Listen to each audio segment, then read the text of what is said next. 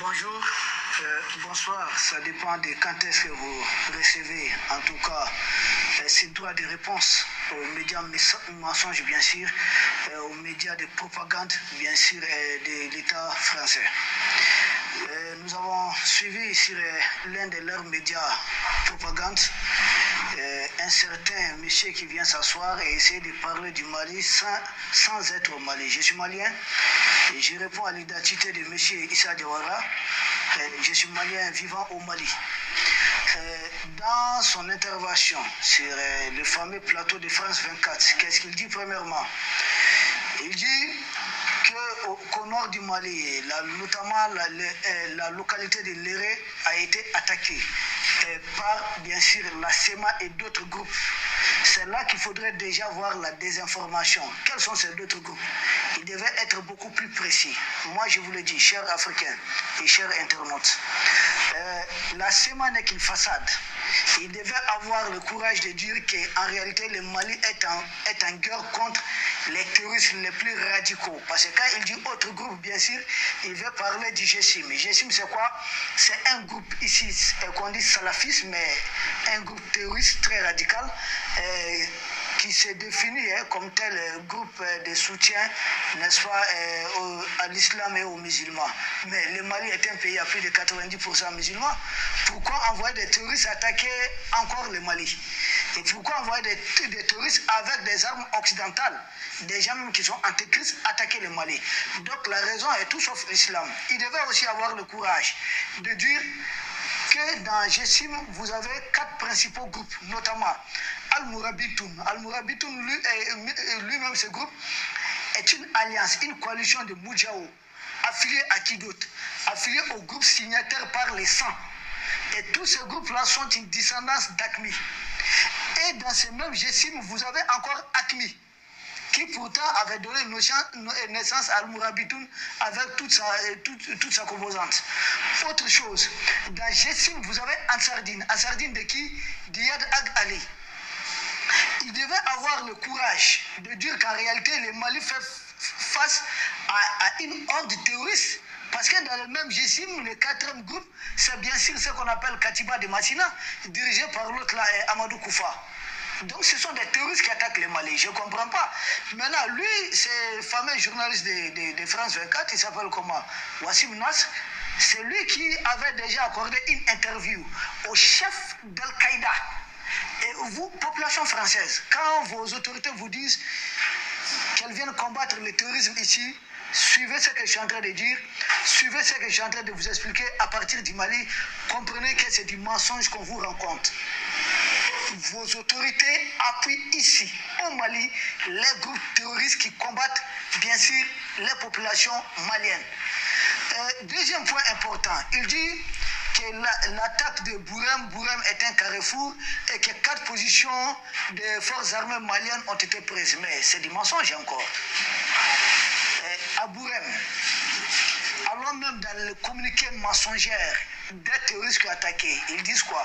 Dans leur communiqué officiel, qu'ils ont pris 3 des 4 positions au niveau de Bourem, ce qui est faux. Mais ici, France 24 dit non, 4 positions ont été prises. Entre France 24 et ces terroristes, mais attendez, finalement, qui est le principal terroriste dans cette histoire? Autre point important, autre détail important, des contradictions, il y en a tellement. Ces gens-là disent sur France 24 qu'au niveau de Léré, que la localité a été prise, que les terroristes se sont même donné le luxe de réparer certains de leurs engins dans les 2 camps militaires qui ont été pris selon eux, et ensuite qu'ils ont eu le temps de se retirer. Mais voyez la contradiction. Le même journaliste, dans son intervention, dit que le lendemain matin, l'armée malienne a procédé à des frappes. Mais c'est bizarre, c'est une contradiction. Comment ces gens-là pouvaient prendre tout ce temps? Et il dit bien sûr qu'ils sont partis d'eux-mêmes. S'ils sont partis d'eux-mêmes, donc l'armée malienne est venue bombarder du sable simplement. C'est faux. Nous avons vu des véhicules remplis de blessés, autres, des corps de terroristes abandonnés sur place. Pourquoi cette désinformation? Pourquoi cette haine contre un pays africain qui veut juste s'émanciper, qui veut juste prendre son envol, qui veut juste, en tout cas, se débarrasser de l'hégémonie française ici? Le Sahel n'est pas votre propriété. C'est clair. Autre point important. Bon, je vais m'arrêter là. Je vais m'arrêter puis pouvoir faire mon commentaire.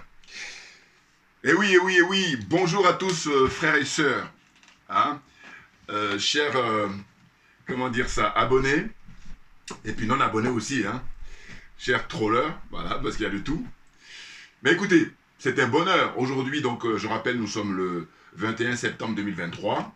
Voilà. Alors, là aussi, je tiens à m'excuser, mais vraiment platement auprès des frères par rapport au t-shirt. Mais ne vous inquiétez pas. Enfin, en tout cas, je fais le nécessaire. Voilà, parce que je crois qu'il y en a d'autres qui ont dû lâcher l'affaire. Alors que non, non, non, non. C'est parce que je suis très occupé. Pourquoi moi, je ne vais pas déballer voilà, ma vie privée ou ma vie professionnelle, non. Donc, je suis en train de mettre des choses en ordre. Et après, maintenant, livraison assurée. Et puis aussi, c'est pour des raisons de sécurité. Parce que c'est pour montrer même que je ne suis pas porté sur le côté, comment dire, pécunier, c'est-à-dire l'argent. Non, non, non. Si c'était le cas, il y a longtemps, je donnais mon adresse et tout ça, voilà. Donc, comprenez bien. Bon, c'est pour rassurer les frères qui, au niveau des t-shirts, ça fait longtemps que j'en avais parlé un moment et puis après, j'en parle plus. Non, c'est simplement que je suis en train de caler les choses et avec certitude. Voilà. Donc, je vous rassure. Hein, ça va venir, ça va venir. Hein. Donc, j'allais dire patience, patience. Et puis, comme on dit, la patience est une vertu. Issa Diawara, c'est le frère qui est originaire du Mali, et on l'a surnommé le général, parce qu'il est balèze en matière géostratégie. Même quand il commence à commenter ce qui se passe en Ukraine, mais je suis bluffé, parce que vraiment, il a une connaissance avec beaucoup de, comment dire, précision d'un horloger, voilà, chirurgical. Un petit peu comme la sœur Yand, si vous voulez, d'une certaine façon. Donc le général Issa Diawara, voilà, je l'ai connu, en tout cas maintenant, on est en contact régulièrement sur WhatsApp, grâce au frère Keïta, voilà, qui est actuellement au Mali. Il a une chance extraordinaire, lui, parce qu'il va au Mali, aller-retour comme ça, tranquillement. Voilà. Donc c'est grâce à lui, c'est lui qui a fait les liens. Et puis, rappelez-vous, d'ailleurs, il lui a offert un t-shirt comme ça, et il a porté spontanément, et ça m'a beaucoup touché, dans le sens où je dis, ben, il y a des gens que je connais, hein, je ne vous dirai pas les noms, ils vont se reconnaître, et les t-shirts ne les portent pas. C'est malhonnête. Et ça, c'est comment je prends mes distances. Parce que je dis, mais ça ne mange pas de pain, porter des t-shirts, mais ça les emmerde. Mais moi, c'est dommage. J'ai dit là, vous allez lutter avec vos démons. Hein. Moi, j'ai pas le temps. Je n'ai pas le temps. Voilà. Donc, alors, on revient au général Issa Diawara. Donc, le général, ça y est, là, il a décidé de créer sa propre chaîne YouTube. Donc, vous pouvez aller sur YouTube et vous tapez Issa Diawara. Et vous allez retrouver maintenant ses vidéos dorénavant. Et moi, il m'a envoyé ça hier et je lui ai dit, écoute, je vais en faire la promo comme il a souhaité. Et il n'y a pas de souci. Je dis, on doit comme ça s'aider, s'entraider mutuellement parce que les adversaires et les ennemis, eux, ils ne les initient aucun moyen. C'est-à-dire qu'ils mettent le paquet pour nous attaquer, pour nous faire du mal. Donc, il faut le comprendre définitivement et puis on va avancer. Vous comprenez? Donc, le général Issa Diawara, pour moi, c'est quelqu'un de très pointu pour les analyses politiques. Et d'ailleurs, qui est le mieux placé, un des mieux placés, on va dire un, parce qu'il y en a plusieurs, hein, notamment la sœur Amina Fofana. Voilà. Et j'ai dit même qu'il y en a d'autres que je connais beaucoup moins. Mais les deux que je connaisse là, comme ça. Et puis en plus, ils sont consultants sur Afrique Média, donc de temps en temps. Et puis Issa Diawara aussi, il est consultant chez le frère Gandhi malien, hein, qui a sa propre émission et qui là, pour le coup, est en langue locale, en bambara. Voilà. Ça, c'est pour informer hein, toute la population hein, africaine, surtout ceux qui comprennent le bambara, hein, on va dire le peuple mandingue. Voilà. Donc on retrouve, hein, bon, je dis en Côte d'Ivoire, on dit le dioula, mais en fait, c'est le bambara. C'est juste la dénomination qui change, mais c'est la même langue. Voilà. Hein? Donc on retrouve en Côte d'Ivoire, on retrouve au Mali, on retrouve au Sénégal, on retrouve en Guinée, on retrouve en Gambie. Hein? Voilà. J'ai cité 5 là. Il y en a un autre peut-être que j'oublie. Donc rappelez-moi, ceux qui ont plus de connaissances en la matière. Voilà. Hein? Donc on parle cette langue-là dans, comment dire, dans cette région-là. Hein? Donc c'est une langue qui est très très connue en Afrique de l'Ouest. Mais écoutez, c'est un bonheur franchement d'avoir fait connaissance de frères. Et pour moi, quand quelqu'un est bon, voilà, c'est que je reproche souvent à des gens qui ne sont pas bons dans les domaines. J'ai dit, mais moi, comment dire, le général Issa Diawara, quand il y a une question qui porte sur le Mali, ou même sur ce qui se passe en Ukraine, je vais lui donner le micro même avant moi-même pour vous dire. Parce que je trouve qu'il est très balèze, il est très pointu. Voilà. Vous voyez, comme ça qu'il faut procéder.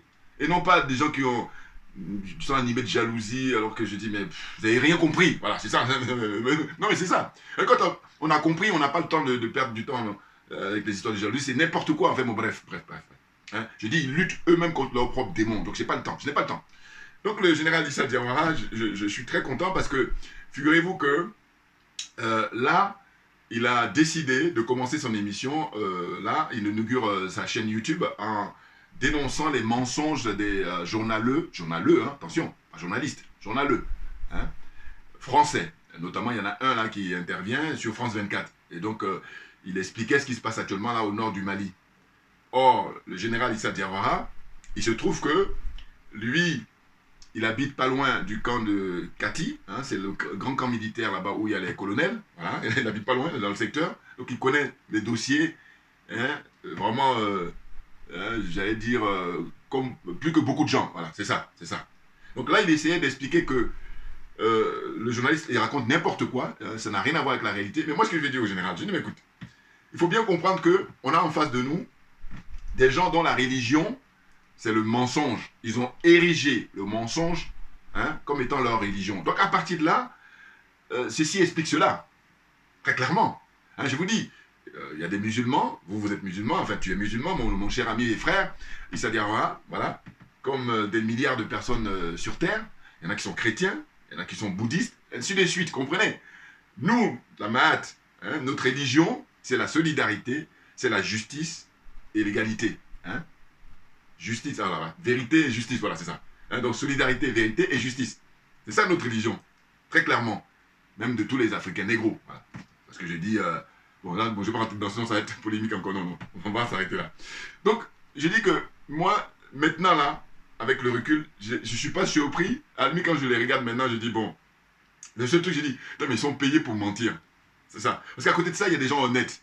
Et bien entendu, et heureusement, heureusement. Et ce qui est malheureux, c'est le fait que les gens honnêtes, il y en a qui sont honnêtes, qui sont bien payés, hein, mais ils ne sont pas nombreux. Voilà. La plupart du temps, c'est ceux qui sont des menteurs, là. Ce sont ceux qui sont bien payés. Bon, chacun a son paradigme. Mais oui, mais oui. Maintenant, ce qu'il faut comprendre, c'est que on est dans une période très intéressante, on a vraiment historique. Hein, la charte qui a été signée là récemment entre le Mali, le Burkina Faso et le Niger, qui est la charte Lipako-Gourma, mais on est dans du très lourd, les frères et sœurs. Hein, il faut vraiment fêter ça. C'est une bataille importante là qui vient d'être gagnée. À tel point que ma vidéo précédente, qu'est-ce que j'ai expliqué? J'ai dit, mais en fait, les dirigeants français, ils emmènent les navires là-bas chez Patrice Talon, qui est le vendu de première classe, le Nervi, le Larbin, hein, de la France-Afrique.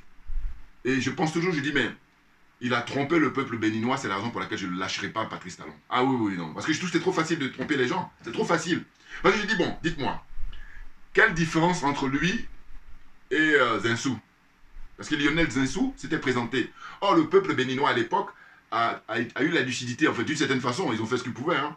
Ils ont dit, bon, on a Zinsou qu'on connaît qui est envoyé par la France. Hein, et là, le masque était pas caché. Hein, il est arrivé à visage découvert. Et je vous dis, l'expérience de Zinsou, Lionel Zinsou, comment dire ça, au Bénin, c'est le scénario qu'ils ont fait en Côte d'Ivoire avec Alassane Ouattara, qui voulait reproduire au Bénin. Sauf que le peuple béninois, d'une certaine façon, a une conscience politique beaucoup plus importante. Pourquoi? C'est qu'à l'époque, Alassane Ouattara, on l'a d'abord introduit comme Premier ministre. Et ensuite, paf, il fait des coups d'État, enfin, hein, donc la France a forcé, et on a un coup d'État. Alassane Ouattara est arrivé au pouvoir par un coup d'État. Hein. Bon. Les élections et tout ça truqué, tout ça, bon. Mais c'est la même chose qu'ils voulaient faire au Bénin. Ils l'ont mis Premier ministre, rappelez-vous, de Yahi Boni, comment il s'appelle, Lionel Zinsou. Et comme les Béninois, avec leur conscience politique, ils ont dit non, non, non, on va privilégier notre frère comme ça, qui lui avait caché le masque. Alors que lui, je ne sais pas si Zinsou allait faire pire que lui. À la rigueur, il allait faire pareil, mais pas pire. Ce qu'on assiste là, hein, il donne le feu vert à la France pour faire entrer l'armée française au Bénin. Mais historiquement, c'est du jamais vu. Vous comprenez, chers frères et sœurs? C'est du jamais vu. Parce que quand on regarde les trois pays là qui sont va en guerre pour attaquer le Niger, vous avez la Côte d'Ivoire d'abord. Mais la Côte d'Ivoire, qui est le père fondateur de la Côte d'Ivoire? C'est Houphouët-Boigny. Mais Houphouët-Boigny, c'est un des fondateurs de la France-Afrique. Donc, on peut comprendre dans une certaine mesure, d'une certaine façon, on peut comprendre. Sénégal, vous avez le port Sédar Senghor. Mais Senghor, hein, eh ben, pareil, hein, là, c'est le pôle culturel. Parce que lui, c'était un intellectuel. Hein, il lui a donné comme récompense, avant qu'il quitte cette terre, l'Académie française, un siège là-bas. Bon, eh bien, toujours pareil, c'est la France-Afrique. Mais quand on revient, comment dire ça, au Bénin, historiquement, les dirigeants béninois ont toujours résisté à la France, très clairement. Vous voyez? Donc, Patrice Talon, quand j'observe, je dis, mais ce monsieur, mais il aurait dû rester homme d'affaires, tout simplement. Et c'est ce que je dis souvent, je dis, mais écoutez, c'est pas parce que tu as été un grand homme d'affaires que tu seras un politique. En politique, Patrice Talon, zéro. Parce que je vous dis, moi, on me met à sa place, je fais mieux que lui. Quand je dis moi, il y a plein de gens qui peuvent faire mieux. Voilà. Vous voyez ce que je veux dire? Voilà. Alors que son poste de homme d'affaires, là, je sais que je ne vais pas faire le malin parce que je ne pourrais pas rivaliser. C'est clair. Mais je vous dis, au point de vue politique, je prends le siège du parti Talon, je fais mieux que lui. C'est une question de compétence. Voilà. Et la compétence, c'est pas... Parce que quand les gens, ils sont bluffés, les gens sont impressionnés par les routes, machin et tout ça. Parce que le retard, effectivement, il y a eu beaucoup de retard entre le... Quand vous comparez même simplement avec le Togo, voilà, au point de vue des infrastructures. Mais moi, avec l'expérience que j'ai, je dis, mais non, ce qu'il fait là, Houphouët-Boigny a fait avant lui, dans les années 70-75, jusqu'aux années 80, jusqu'à ce qu'il soit, enfin, quitte cette terre. Bon. Donc, qu'est-ce que ça donne aujourd'hui en Côte d'Ivoire? Les gens se battent avec les couteaux sur la table. Donc, voilà, c'est pas la solution. C'est pour ça que je rappelle ça toujours. Vous voyez? Et je dis, dites-moi, l'argent qu'il utilise pour construire là, le pays, c'est pas son argent? Aucunement, aucunement. Donc, c'est ainsi que je dis, mais moi, si je suis à la place des partis, je fais mieux que lui. Hein? Pour ne même pas dire avec des mentions. Vous comprenez? Excusez-moi. Je suis en train de faire n'importe quoi là, excusez-moi. Hein? Très clairement. Voilà. Donc, les frères qui sont impressionnés là, réfléchissez un peu, et je vous donne l'expérience du Houphouët-Boigny. Alors, évidemment, j'ai des gens, ils veulent se contenter, comment dire, au jour le jour. C'est-à-dire qu'effectivement, dans le quotidien, c'est appréciable. Mais sauf que non. Les grands hommes d'État, ils ont une vision à long terme. Ce qui est le cas des colonels au Mali. Ils ont une vision à long terme, très clairement. C'est le cas du jeune capitaine, hein, qui est la réincarnation de Thomas Sankara. Ibrahim Traoré, il a une vision à long terme. Et j'espère que le général Tchiani, avec ses compagnons de lutte au Niger, ils ont aussi une vision à long terme. J'espère. Vous comprenez? Voilà, ça c'est ce qu'on appelle les grands hommes d'État. Mais autrement, si c'est pour faire du surplace, là pour... vous savez, non, franchement, c'est ce que je dis, le débat est trop, c'est trop élevé. Donc, courbature pour la plupart des gens. Ils ont des courbatures. Pourquoi? Parce que c'est dans le domaine sportif, c'est ça. Ceux qui sont, comment dire, expérimentés, qui font régulièrement des exercices et tout, hein, sportifs de haut niveau, et ben il n'y a pas de courbature parce qu'ils sont habitués. Et il y en a d'autres là, tu viens courir alors que tu n'es même pas fait des exercices. Donc c'est normal que tu aies des courbatures. Comprenne qui veut, comprenne qui peut. Bouillard, là encore, on est en avance. Donc vous comprenez? Donc c'est pour dire que c'est même plus la peine de se fatiguer. Bon, ce qu'il fait l'exercice c'est intéressant, hein, parce qu'il est question, lui, de dire que lui, il est sur place là-bas au Mali, et qu'il informe le peuple français, hein, et puis aussi ceux qui ne sont pas informés sur ce qui se passe au Mali, il leur donne la vérité. Rien que la vérité, voilà. Et non pas le mensonge de RFI, de France 24 et compagnie là. Parce que le journaliste dont il parle en question, il est payé, lui, hein, chèrement pour mentir. Donc il est dans son boulot. Vous comprenez?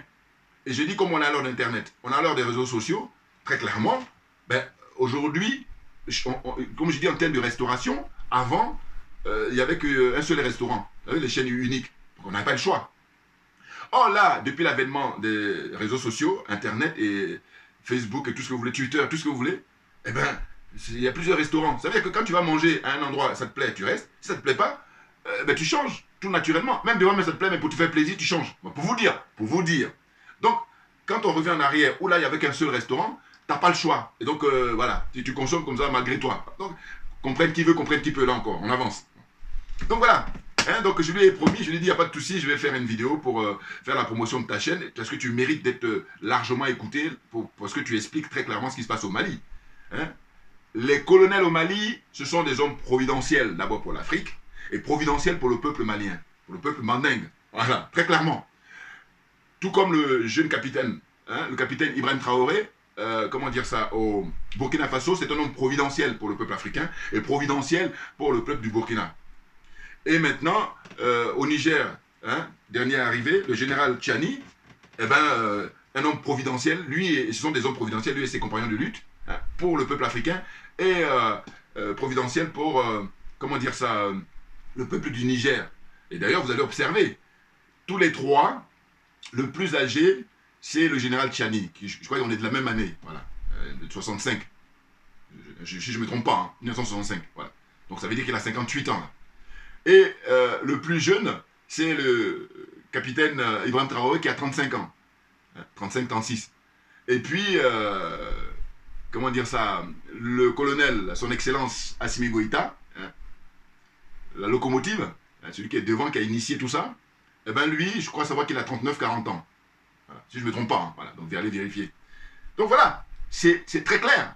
Et ce sont des gens qui ont décidé de porter le drapeau pour lever définitivement la dignité africaine à un niveau qu'il mérite. Voilà. Parce que pour l'instant, on a eu affaire à des corrompus, à des aliénés, à des complexés, cette zone-là. Voilà. La zone. Voilà. zone des aliénés, zone des complexés, zone des corrompus. Et moi j'ajoute zone des jaloux et des sorciers. Et je précise qu'on peut s'en sortir. On a juste besoin d'une volonté personnelle, une volonté collective et puis une volonté politique. Une fois qu'on a réuni tout ça, allez, on est les numéros 1. Je n'exagère rien du tout. Voilà, c'est vérifié. Vous comprenez? Donc voilà, pour être à l'aise, je vais descendre là. Parce que là, c'est vrai que j'ai essayé de monter à cause du t-shirt là. Bon, vous avez compris. Donc, pour poursuivre ma discussion, c'est que je dis, là, tout ce qu'ils utilisent comme moyen là, on s'est approprié. Parce qu'il fut un temps, au XXe siècle par exemple, où ce sont eux qui décidaient de A à Z comment les choses allaient fonctionner. Mais aujourd'hui, c'est terminé. Voilà. Game is over. Le jeu est terminé. Maintenant là, les officiers qui sont en place au Mali, comment dire ça, au Burkina Faso et au Niger, eh ben, ils ont du recul, ils ont de l'expérience, c'est des hommes de terrain, ils ont compris, et donc là, ils sont en train de travailler très sérieusement, je vous dis, pour notre bonheur à tous, pour notre dignité, il ne faut surtout pas l'oublier. Et je dis quoi? Je dis, bon, écoutez, là, c'est ce dont il s'agit, je vais même tout à l'heure, j'ai prévu de faire une vidéo sur la Côte d'Ivoire, je vais revenir là, mais là, pour ne pas oublier, je le rappelle, parce que la répétition, c'est à but pédagogique. En fait, moi, si ça dépend de moi, je dis, ce qu'il faudrait pour tous les pays africains, là, cette zone-là, hein, le fameux précaré français, là, qui est insultant, qui est humiliant, hein, voilà, pour nous, hein, eh bien, il faudrait que les officiers patriotes, j'insiste, les officiers patriotes sont eux qui doivent prendre le pouvoir, et l'exemple a été donné au Mali, l'exemple est donné au Burkina Faso, et l'exemple maintenant est donné aussi au Niger. Donc ce sont eux qui doivent prendre le pouvoir, et je dis, si ça dépend de moi, hein, les idées, ça ne monte pas, les gars. Ils vont prendre le pouvoir pour une durée équivalente aux civils qui ont été au pouvoir depuis là. Non, parce que c'est une question de bilan. Je dis, dites-nous, quel est le bilan de Alassane Ouattara au bout de plus de 10 ans de pouvoir? Quel est le bilan de Faure Gnassingbé au bout de combien, hein? D'ailleurs, Faure Gnassingbé, il faut que je revienne sur lui, j'avais oublié. Est-ce que vous avez compris mon raisonnement là? Je dis que maintenant là, Assimi Goïta doit se présenter là, les élections qui vont venir, et puis rester au pouvoir pour travailler sérieusement parce qu'il y a le ménage, il y a du ménage à faire. Hein. Les civils là, qui ont été au pouvoir, ils ont sali à tout point de vue, hein, sur le plan physique comme moral, ils ont tout sali. Donc maintenant il faut nettoyer. Donc il y a du boulot. Voilà. Donc pour du boulot, il faut prendre son temps. Voilà, très clairement. Comprenne qui veut, comprenne qui peut. Voilà. Donc, ce que je veux dire, c'est que le gars du Togo là, Gnassingbé, il fait le petit malin. Faure Gnassingbé. Le petit malin, c'est quoi? C'est que j'ai un pied avec la France-Afrique, mais bien implanté, et puis je veux avoir un pied avec le peuple. Donc ce que j'appelle le syndrome président Gbagbo. Bon. Donc il faut arrêter avec ça. Et d'ailleurs, je me réjouis, pourquoi? J'ai appris, là, je ne sais pas si c'est une erreur, que les autorités du Niger ont refusé son aide, je ne sais pas quoi là. Ah, j'ai trouvé ça génial. Ah oui, non, parce qu'à un moment donné, j'ai dit, mais écoutez, il faut une certaine cohérence, et arrêter d'insulter l'intelligence d'autrui. Et là, en l'occurrence, l'intelligence du peuple africain, et en particulier le peuple du Niger. Pourquoi? Parce que si Faure Gnassingbé, il se veut honnête, mais qu'il sorte du franc CFA, tout simplement. Oui. Ou encore, qu'il rejoigne, là, qu'il se dépêche à rejoindre la charte du Likpako Gourma, là, parce que c'est pas fermé, hein. La charte, elle est ouverte. Enfin, je veux dire, et quand ils ont signé, ils sont 3 pour l'instant, mais il dit bienvenue ceux qui sont honnêtes, hein, intégrité morale, et puis ceux qui veulent militer pour la dignité africaine. Voilà, ce sont eux qui vont rentrer dans la charte Lipako Gourma, là, et pas les corrompus, pas ceux qui ont fait leur preuve là, hein, pour faire un concours de qui sera le plus corrompu au sein du système de la France-Afrique. Non, non, non, non, non. Donc, je suis très content là, ils lui ont fait comprendre, lui et son ministre des Affaires étrangères. Et juste les petits malins, n'importe quoi. Le Togo, les dirigeants togolais, Faure Gnassingbé a commencé par lui, et puis le ministre des Affaires étrangères, sortez du franc CFA. Voilà, là, ça aura de la gueule. Moi, je vous fais cette proposition-là. Et les frères et sœurs, s'il vous plaît, partagez mes vidéos au maximum. C'est important. Ah oui, oui, oui. Ça ne mange pas de pain. Donc voilà, il y a des choses qui sont beaucoup plus chères, on peut comprendre. Mais ça ne mange pas de pain. Donc, parce que si vous ne pouvez pas faire ce qui est facile, qu'est-ce que tu vas faire ce qui est difficile? Comme je rappelais toujours, j'ai dit, bon, moi, je n'étais pas brillant en maths. Mais par contre, j'ai retenu une chose, j'ai dit, les équations à plusieurs inconnus.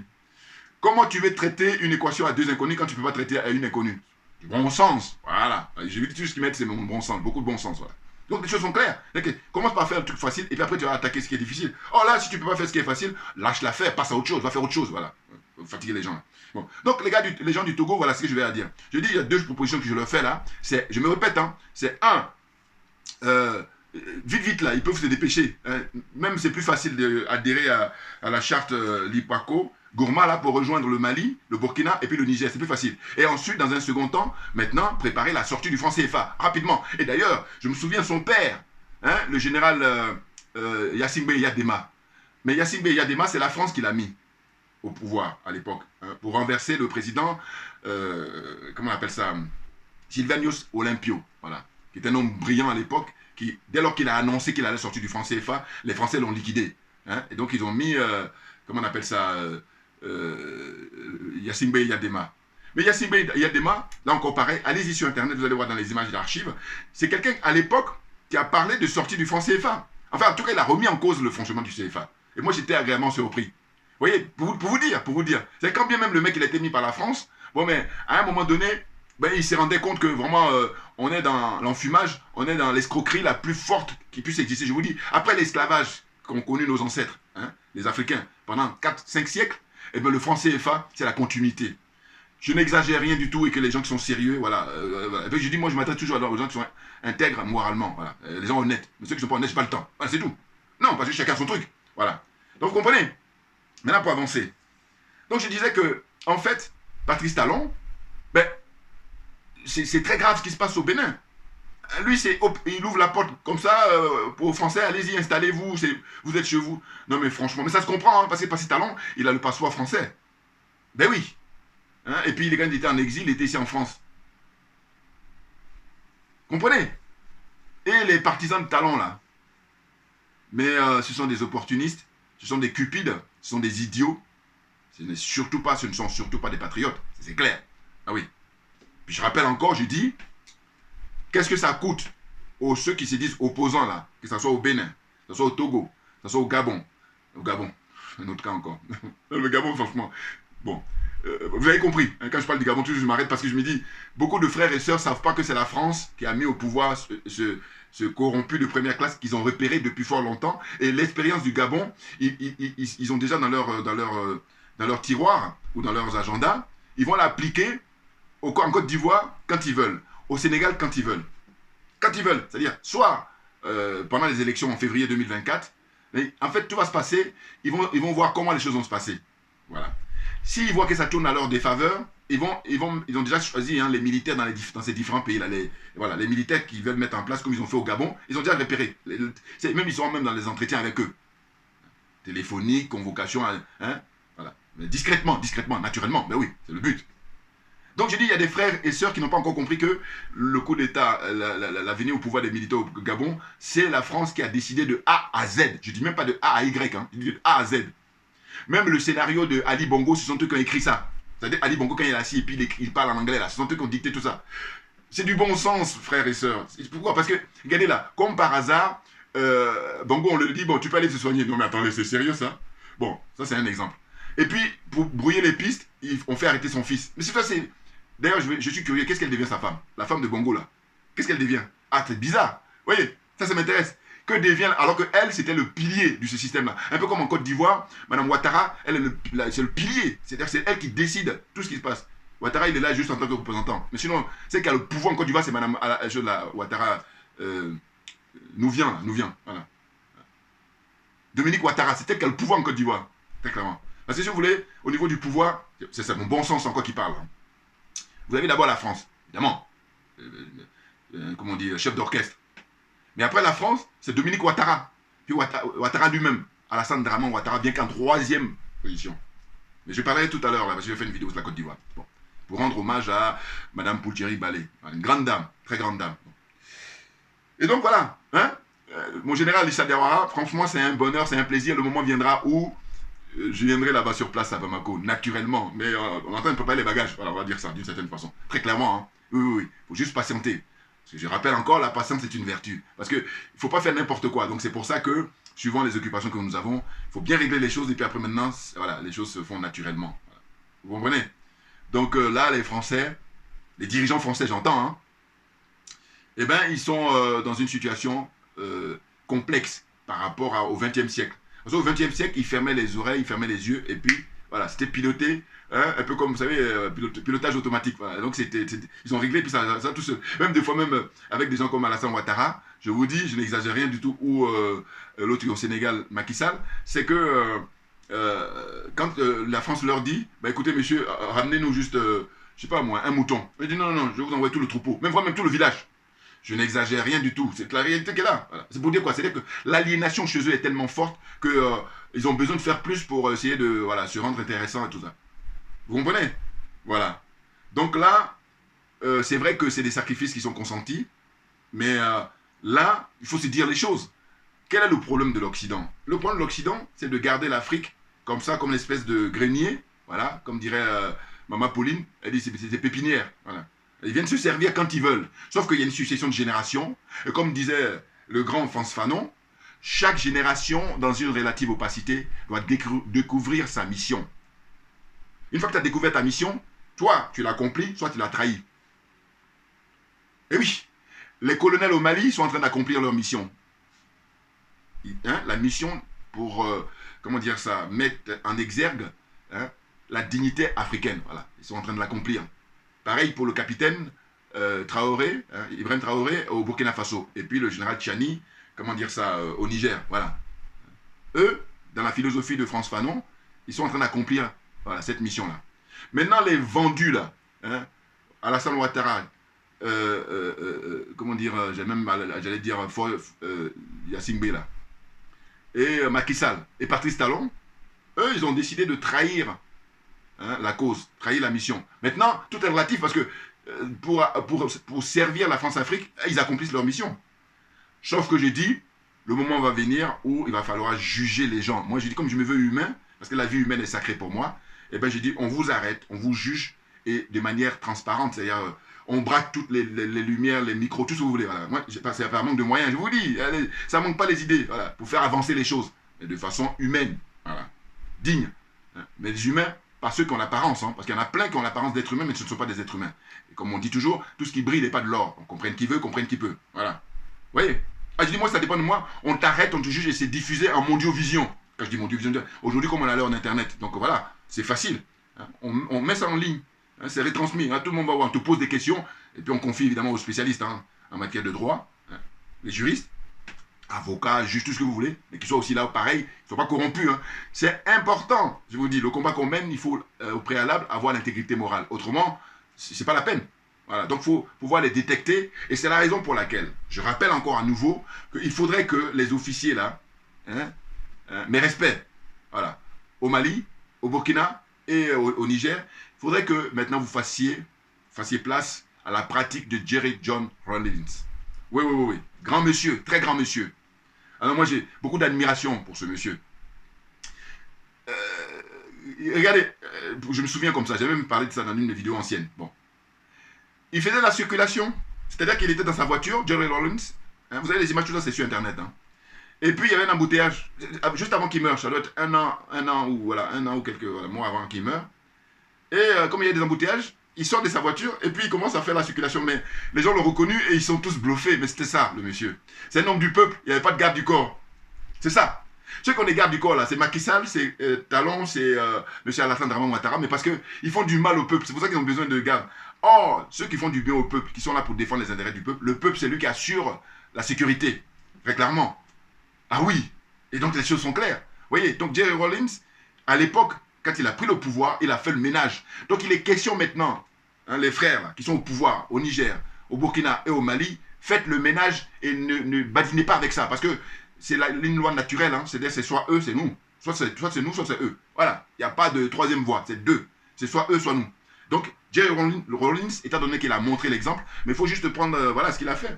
Le ménage, hein. Et puis, te mettez au poteau. Il faut le faire. Parce que vous savez, quand vous regardez l'histoire de ces pays-là, les États-Unis, la France, tout ce que vous voulez, eux, ils ont pas rigolé dans le passé. Hein. Puis même là, aujourd'hui, ça continue. Je veux dire, aujourd'hui, ce qu'ils font, c'est beaucoup plus sournois. C'est-à-dire qu'en fait, ils vont supprimer les gens mais de manière sournoise. Voilà. Hein, y a une jeune journaliste là. Voilà, ils l'ont arrêtée parce qu'ils disent qu'elle détient des sources. Et donc, ils veulent voir quelles sont ces sources. Alors que là, normalement, dans un pays dit démocratique, si on n'était pas dans l'empire du mensonge, on n'était pas dans la révision du mensonge, eh bien, des pays qui se respectent, il y a le pouvoir exécutif, il y a le pouvoir judiciaire, il y a le pouvoir, comment on appelle ça, législatif, et puis il y a le pouvoir de la presse. Ah oui, dans des pays qui se respectent. Donc, on respecte. Hein, on se respecte pour l'équilibre même de la démocratie. Pour l'équilibre du fonctionnement de ce système-là. Or là, on est en pleine escroquerie, ces gens-là. C'est, comme je vous dis, la célèbre phrase que j'ai prise avec François-Xavier Verschave, hein, qui dit c'est le vice qui rend hommage à la vertu. C'est-à-dire qu'ils passent leur temps à donner des leçons alors qu'eux-mêmes ils ne sont pas du tout nickel. Alors, nickel. Hein. ne sont pas clairs. Ils sont même très très loin d'être clairs. Donc vous comprenez? Donc je dis, je me répète, hein, les colonels au pouvoir au Mali, le capitaine au pouvoir au Burkina Faso et le général Tchani au Niger, vous allez maintenant prendre les pratiques de John Jerry Rawlings, ancien officier, qui a dirigé le Ghana pendant de longues années. Il a fait le ménage et maintenant, il a permis en fait à ce que le peuple ghanéen regagne sa dignité. Là, l'erreur c'est quoi? C'est que quand lui, il n'est plus au pouvoir, il faut maintenant que les autres ils prennent le truc. Mais vous savez, c'est ça la difficulté, c'est-à-dire que 400 ans, 500 ans d'esclavage, mais on en paye les conséquences. Et puis après, quand vous introduisez la France-Afrique, voilà. Mais bon, cela dit, heureusement que parmi nous, il y a des gens brillants, il y a des gens intègres, heureusement. Donc là, je faisais cette vidéo aujourd'hui là pour rendre hommage au général Issa Diawara, le frère qui est au Mali, basé là-bas et qui connaît la question. Et donc pour terminer, je disais que lui et puis la sœur Amina Fofana, mais je dis c'est les grands avocats des militaires au pouvoir au Mali. Voilà. Ils sont les plus grands avocats que je connaisse. Il y en a d'autres frères que je connais un peu moins, mais qui font leur boulot brillamment. Et que je profite aussi pour saluer, tout naturellement. Et oui, le frère aux États-Unis, Tunkara, voilà, je salue. Bon, comme lui, il parle en bambara, bon, là aussi pareil, il y a des exercices à faire. Naturellement, il le faut, donc ça va venir avec le temps. Il faut s'efforcer à pouvoir... parce que moi, je comprends un petit peu. Maintenant, au niveau de parler, c'est un peu plus difficile. Mais sinon, je comprends un petit peu. Bien entendu. Vous voyez? Donc, merci à vous tous pour votre attention. Et puis, à très bientôt. Comme j'ai pour habitude de dire, on lâche rien, mais tout naturellement parce que c'est nous qui avons raison. C'est clair.